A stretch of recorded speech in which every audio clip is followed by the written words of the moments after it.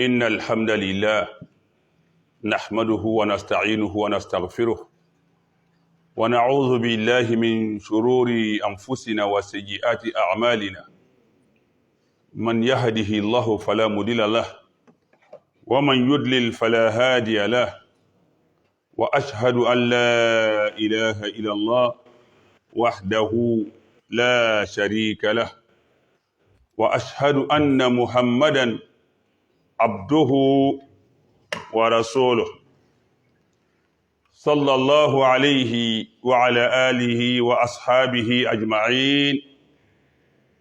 يا عباد الله أوصيكم ونفسي بتقوى الله، حيث قال سبحانه وتعالى في القرآن الكريم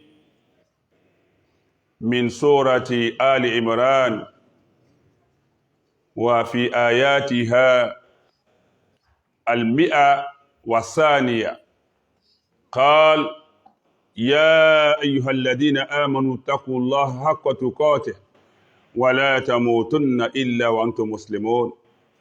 وفي سورة النساء في آياتها الأولى قال: يا أيها الناس اتقوا ربكم الذي خلقكم من نفس واحدة وخلق منها زوجها وبث منهما رجالا كثيرا ونساء واتقوا الله الذي تساءلون به والأرحام إن الله كان عليكم رقيبا. وفي سورة الأحزاب في آياتيها 7 و71 قال: يا أيها الذين آمنوا اتقوا الله وقولوا قولا سديدا يصلح لكم أعمالكم ويغفر لكم ذنوبكم ومن يطع الله ورسوله فقد فاز فوزا عظيما. Gloire à Allah Ta'ala, louange à Allah Ta'ala, nous le louons, nous le glorifions et nous lui demandons assistance et le pardon, l'absolution de nos péchés. Et nous demandons à Allah Ta'ala la protection contre les méfaits de nos âmes et les mauvaises conséquences de nos œuvres. Nous reconnaissons que quiconque est guidé par Allah Ta'ala n'a point ou encore n'a quiconque pour l'égarer, mais quiconque est égaré par Allah Ta'ala n'a quiconque pour le guider. Nous attestons qu'il n'y a point de divinité digne d'être adoré si ce n'est Allah seul. Il est l'unique sans associé. Et nous attestons que Muhammad sallallahu alayhi wa sallam est son serviteur et son messager. Que le salut et la paix d'Allah soient sur lui, sur sa famille et ses compagnons tous ensemble. Chers frères et sœurs, j'invite ma modeste personne et votre honorable personnalité à la crainte révérentielle et inconditionnelle d'Allah Ta'ala qui nous interpelle à maintes reprises et à maints endroits dans le Coran, notamment au chapitre 3, Surat Al Imran, la famille d'Imran, en son verset 102, Allah Ta'ala dit: ô vous qui croyez, pour dire qu'il ne suffit pas de croire, il ne suffit pas d'être musulman. Le plus important, c'est de demeurer musulman, d'accroître sa foi et sa confiance à Allah. Il est bon d'être musulman, mais mieux de demeurer musulman jusqu'à la fin de ses jours. C'est pourquoi Allah dit: craignez Allah à la mesure de la crainte qui lui revient, qui lui convient, et faites en sorte de ne mourir qu'en étant entièrement soumis à Allah Ta'ala, c'est-à-dire pleinement musulman. Il ne faut pas qu'on soit musulman de nom ou d'apparence, mais soyons des musulmans de fait et d'action. Et cela, chapitre 3, verset 102, et au verset 1 du chapitre 4, Surat An-Nisa, les femmes, Allah nous interpelle maintenant pas seulement les croyants, mais la gente humaine. Il dit: ô vous les hommes, craignez votre Seigneur qui vous a tous créés à partir d'une seule âme. Et à partir de cette âme, il a créé sa conjointe, son épouse, et de ces deux-là, il a fait foisonner, il a suscité en grand nombre des hommes et des femmes. Craignez Allah, au nom duquel vous vous implorez mutuellement, car Allah est au-dessus de vous en constante surveillance. Allah vous surveille. Et dans les 2 versets du chapitre 33, versets 70 et 71, les coalisés, Allah dit, « Ô vous qui avez cru, craignez Allah, et si vous parlez, prononcez de belles paroles, c'est-à-dire parlez avec justesse, dites des paroles bonnes.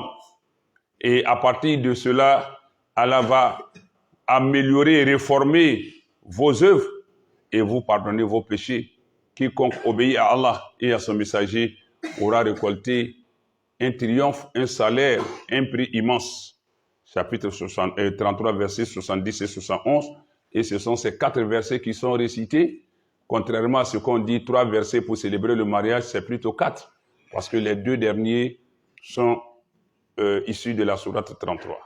Cela dit, chers frères et sœurs, quand nous disons que quiconque Allah guide, il n'y a personne pour l'égarer, et quiconque Allah égare, il n'y a personne pour l'égarer, d'aucuns penseraient que Allah serait donc injuste.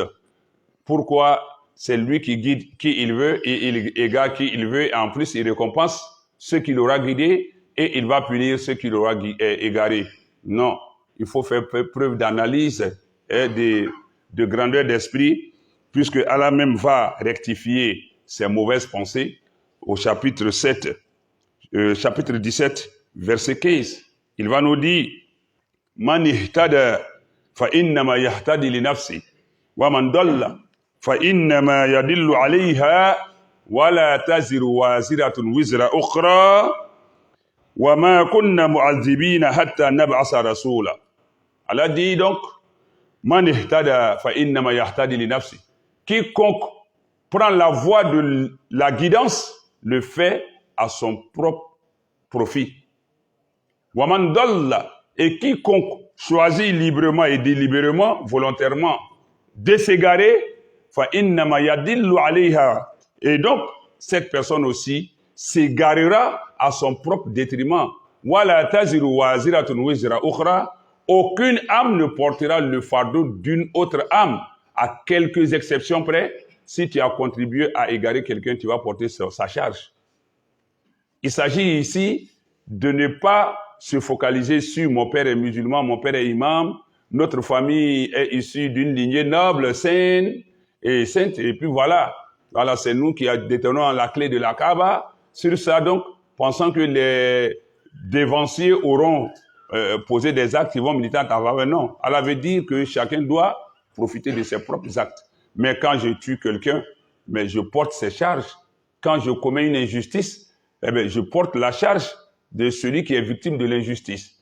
Donc ici, le verset de « aucune âme ne portera le fardeau d'aucune autre âme » ne rentre pas dans ce contexte. Mais tout de même, chacun va assumer ses actes et ses dires. Donc Allah dit « Wala taziru waziratun wizra ukhra » aucune âme ne portera donc le fardeau d'une autre âme. Et il continue « Wa ma kunna mu'adhibin hatta nab'asa rasula » Nous ne sommes nullement de nature à punir des gens, à châtier des gens, sans leur avoir préalablement envoyé un messager. Pour dire que le libre arbitre milite contre nous quand il s'agit de dire que c'est Allah qui m'a guidé ou qui m'a égaré. Il y a le libre arbitre, pour paraphraser cela, sinon pour schématiser cela. Nous savons tous que quand on est malade, l'homme détient le traitement, les remèdes, mais c'est Allah qui détient la guérison. Mais quand bien même on serait malade, on va vers les spécialistes de la santé pour diagnostiquer le mal et puis prescrire les remèdes. Et on ne se limite pas à ça, on va vers le lieu où on peut acquérir ces médicaments avec l'effort pour acheter ces médicaments et on va encore se conformer à la prescription du médecin. Tout ça en vue d'acquérir la guérison de la part d'Allah. Donc, on fait cet effort et quand on est guéri, on dit « Alhamdulillah, gloire à Allah qui nous a guéris ». De même, la science, Allah donne la science à qui il veut. Mais je suis persuadé que tous ceux qui sont ici, c'est la quête de la science qui les a amenés ici. Ils ont dû étudier du primaire jusqu'au supérieur et ils continuent de réviser leurs leçons, de se donner beaucoup de mal pour retenir pour pouvoir obtenir les diplômes et après avoir du travail. Mais c'est Allah qui donne la science, c'est lui qui donne le succès. Mais quand même, il y a l'effort de chacun pour atteindre ce qu'il désire. De cette même manière, c'est Allah qui donne l'argent, qui donne la fortune. Mais quand bien, même que c'est Allah qui donne, chacun œuvre dans le sens qui va le conduire vers la fortune. D'aucuns font des plantations, d'autres sont des éleveurs, d'autres sont des chauffeurs, certains c'est des fonctionnaires. Et là encore, on va vers, j'ai l'honneur de solliciter de votre haute bienveillance, même si la personne est malveillante, mais quand même par flatterie et puis par désir d'avoir le travail de votre bienveillance, alors qu'on ne connaît même pas la personne, on dit sa bienveillance. Tout ça pour le flatter et puis avoir le travail. Donc quand tu as le travail, tu vas encore en entretien d'embauche. Tout ça, c'est pour avoir l'argent. Et donc, tout ce qui s'acquiert de bien, c'est par notre œuvre. Tout ce qui nous atteint de mal, c'est de par notre œuvre. Donc, de ce pas, rien ne peut justifier que c'est Allah qui m'a égaré. Et il a dit aussi, celui que, est-ce que tu t'appelles celui que? Celui que Allah guide. Tu t'appelles celui que Allah guide? Non, tu t'inscris dans celui que Allah guide. Celui que Allah égare, tu ne t'appelles pas celui que Allah égare. Celui que c'est toi, c'est moi. Et donc, chacun de nous peut s'inscrire dans cet égarement et ça s'assume. Donc, pour battre en brèche ces faux arguments, ces fausses théories qui voudraient faire passer Allah Ta'ala pour un injuste, non. On aurait pu de façon plus élargie encore. Mais compte tenu du temps, nous allons mettre un bémol sur ce côté pour interpeller maintenant les uns et les autres. Nous sommes tous ici sur terre en mission. La terre est un lieu de travail et l'au-delà, c'est le lieu de la récolte, pour ne pas dire le lieu des salaires. C'est comme la banque. Après le travail, on va à la banque pour retirer son argent. Et donc ici, nous sommes tous là pour œuvrer en vue d'avoir l'agrément d'Allah Ta'ala. En ce sens donc, les mieux placés, c'est la jeunesse. Et quand nous regardons cette assemblée, auguste assemblée et noble assemblée, nous voyons que la majorité des fidèles qui sont dans cette mosquée, tant bien du côté de nos sœurs que de nos frères, nous voyons que la grande majorité, c'est la jeunesse. Même moi-même qui vous parle, je suis un jeune.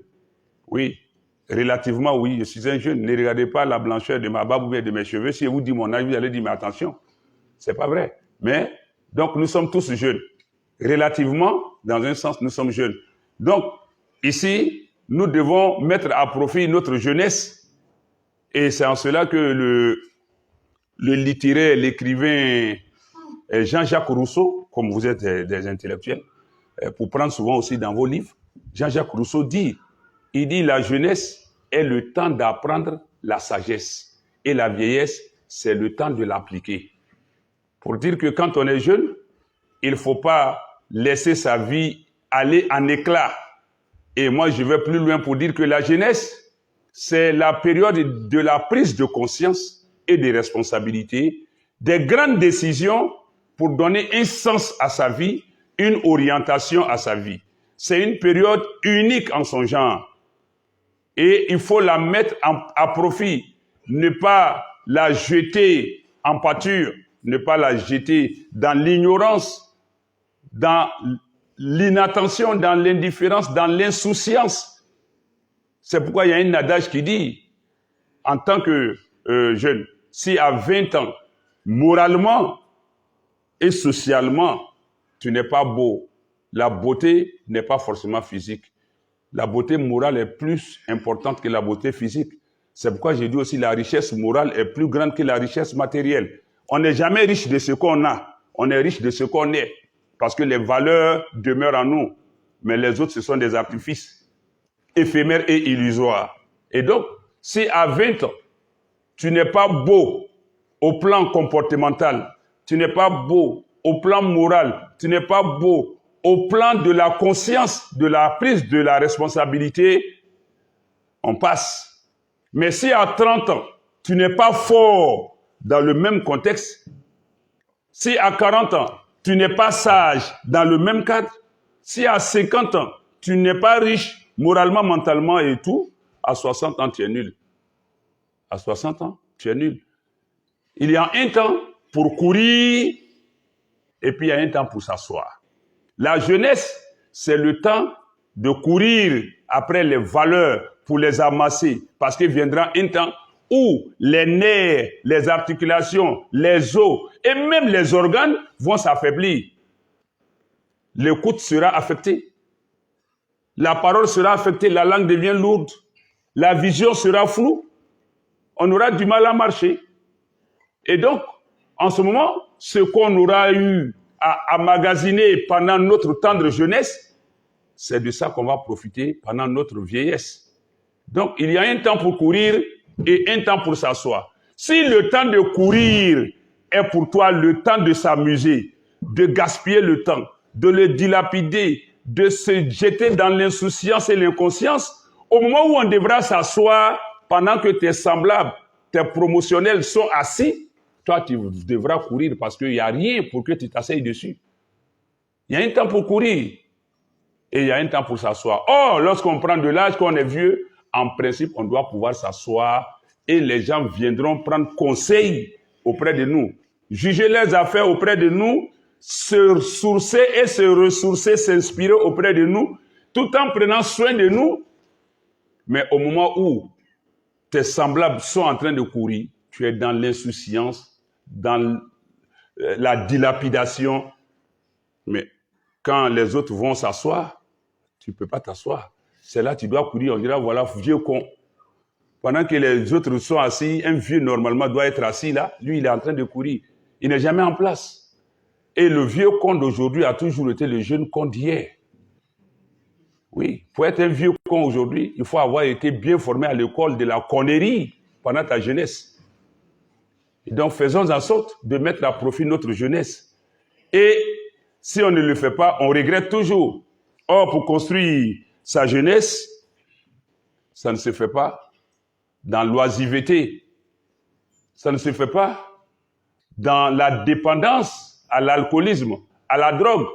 Ça ne se fait pas dans la débauche, dans la perversité.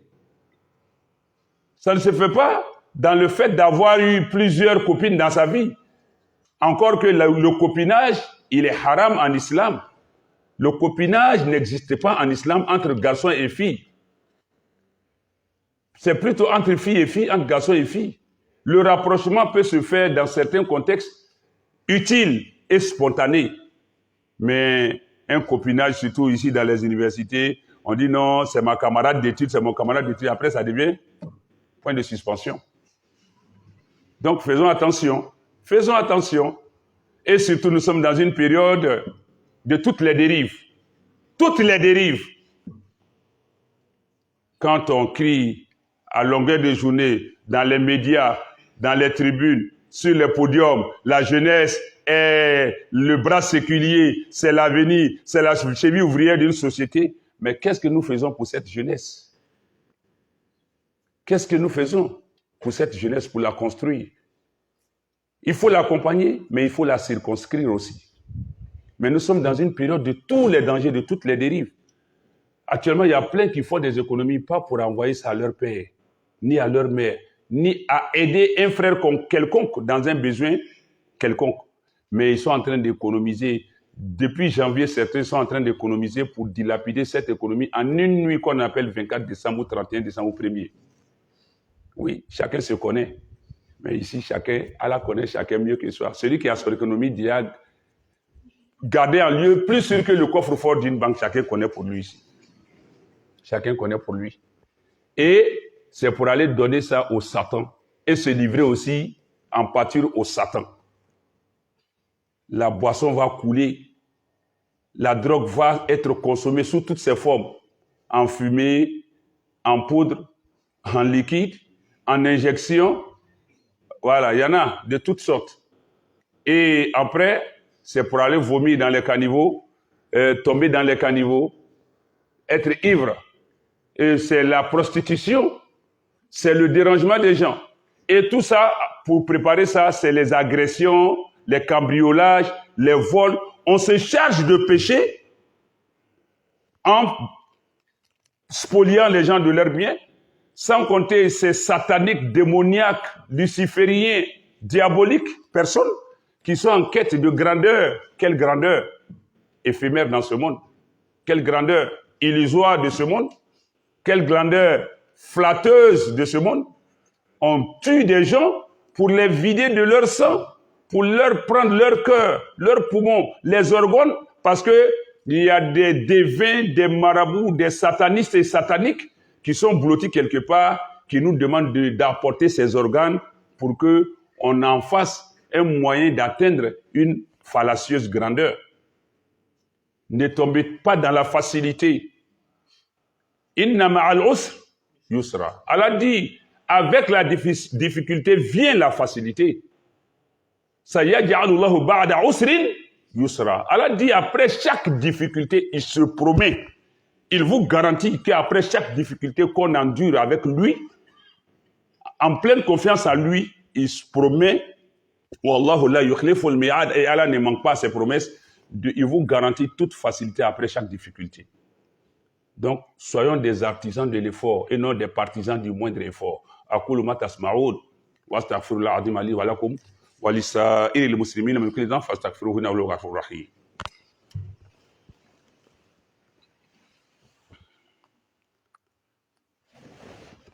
Alhamdulillah wa kafa ahmaduhu subhanahu wa shkuruhu ta'ala wa ashhadu an la ilaha illallah wahdahu la sharika lahu wa ashhadu anna Muhammadan abduhu wa rasuluhu. Sur cet entrefait, nous prions Allah Ta'ala donc de veiller sur la communauté mohammedienne, de soutenir nos frères et sœurs qui sont en quête de savoir afin de mener une vie licite et agréée par Allah Ta'ala, qu'Allah vous assiste dans vos études, qu'Allah vous inspire et qui vous donne le succès escompté, à savoir décrocher vos différents diplômes, valider vos années et aussi qu'Allah assiste vos dirigeants, vos encadreurs, vos professeurs et surtout le président de cette illustre institution, l'Université de Mans. Certes, la vie, elle est éphémère. Il faut la mettre au maximum à profit. Et j'ai été d'autant plus ravi. Et ça, c'est un argument de taille pour nous, pour dire ailleurs qu'il ne faut pas défier Allah. Il faut collaborer, coopérer avec Allah Ta'ala. Et c'est ce que le président de cette université a fait, en bâtissant cet édifice pour Allah, afin de permettre aux élèves de s'épanouir. Maintenant, là, c'est là on parle de liberté de culte, la vraie liberté de culte, la vraie liberté d'expression spirituelle et religieuse. En tout cas, en la matière, l'université de Mans en est le précurseur, sinon la précurseuse, mais un exemple palpable dont nous allons nous servir, sur lequel nous allons nous appuyer pour dire aux autres détracteurs qu'on peut ne pas s'opposer à la foi de quelqu'un, on peut même l'accompagner dans sa foi, dans une institution d'éducation, d'enseignement. Et ça, je suis persuadé, et j'ai pris Allah même qu'il en soit ainsi, que l'excellence au plan de l'enseignement supérieur sur toute l'étendue du territoire, j'ai pris Allah, mon Seigneur Allah, de faire en sorte que l'excellence soit de l'université de Mans. Pour rabattre le caquet, pour battre en brèche ceux qui pensent que permettre aux enfants de prier dans une école, permettre aux enfants de se voiler dans une école n'est pas un obstacle à leur intelligence, à leurs compétences. Nos sœurs sont interdites de voile ailleurs. Ici, c'est tout à fait le contraire. C'est permis, surtout, il a bâti pour être équitable une mosquée et une chapelle. Il a félicité. Les intégristes ou les gens un peu limités en matière religieuse diront pourquoi il a fait. Non, c'est une politique. C'est une politique. Pour permettre à chacun de jouir de sa foi. Parce qu'on choisit librement de sa foi. Il y a des Mohamed Sanogo qui sont pasteurs. Comme il y a des Jean-Pierre qui sont musulmans. Il y a des Mohamed Ouattara qui sont pasteurs. Il y a des Moussa Traoré, Moussa Kone. C'est Amidou, je n'ai pas encore vu. Donc, ça veut dire que quelque part, voilà Ismaël Aka, qui est musulman et grand prédicateur international. Donc, on peut choisir, mais on assume son choix. Donc, sur ce plan, je dis merci au président de l'université de Mans pour cette belle illustration, ce bel exemple qui doit servir utilement aux autres. Et quand c'est comme ça, l'étudiant, il est content, il est épanoui, il se donne à fond. Quand bien même, ça là, c'est aussi une manière de dire aux élèves, il n'y a pas de violence à l'école, parce que des étudiants religieux vont jamais prendre machette. Ceux qui viennent à la mosquée savent que quand c'est chaud, il faut rentrer à la mosquée, venir implorer Allah. Ceux qui ont la chapelle iront implorer leur Dieu. Et ils ne vont jamais faire usage de la violence sur les campus. Une manière de rendre spirituels les élèves et les étudiants. Et ça les responsabilise, mais ça les attendrit, ça les apaise. Donc sur ce plan, merci à Monsieur le Président, qu'Allah le bénisse, qu'Allah l'élève, qu'Allah fasse que cela soit une élévation et une source de prospérité pour lui et ses géniteurs. Et la mosquée est là, ne la laissez pas au margouillat. Vous aussi ne vous transformez pas en margouillat, venez vous étendre dedans aussi. Voilà, il y a deux types de margouillat. Margouillat naturellement créé par là, et puis il y a margouillat artificiellement fait par celui-même qui vient s'étendre dans la mosquée. Ce n'est pas un dortoir. Prenez soin de ça. Sur ce, nous disons donc qu'Allah bénisse notre pays, qu'Allah y mette la paix. Et nous sommes là pour un passage avec la DDR, pour prôner la cohésion sociale à travers la da'wa, pour montrer à quel point il est bon et agréable d'être musulman, à quel point la da'wa islamique est salvatrice, est salutaire pour tout pays. Et donc nous sommes là, Inch'Allah, après-demain, sûrement, avec l'aide d'Allah, nous allons quitter ici. Mais d'ici là, nous vous disons qu'Allah bénisse l'assistance, qu'Allah vous soutienne, qu'Allah vous donne de quoi terminer bien l'année, les diplômes, les emplois après, et qu'Allah bénisse tous les encadreurs de l'université, à commencer par le président et ses collaborateurs, et qu'Allah bénisse aussi notre délégation. Allahumma taqabbal minna innaka anta samiul alim wa tub alayna innaka tawwabur rahim warhamna Allahumma innaka anta arhamur rahimin innaka anta ghafurur rahim. Allahumma aftah lana innaka anta khairul fatihin. Allahumma arzuqna innaka anta khairur raziqin. ربنا هب لنا من ازواجنا وذرياتنا قرة اعين واجعلنا للمتقين اماما. اللهم احسن عاقبتنا في الامور كلها واجرنا. ربنا آتنا في الدنيا حسنة وفي الآخرة حسنة وقنا عذاب النار وادخلنا جنة مع الأبرار يا عزيز يا غفار يا رب العالمين. وصل اللهم وسلم وبارك على عبدك ورسولك محمد وعلى آله وأصحابه أجمعين. سبحانك رب العزة عما يصفون والسلام على رب العالمين.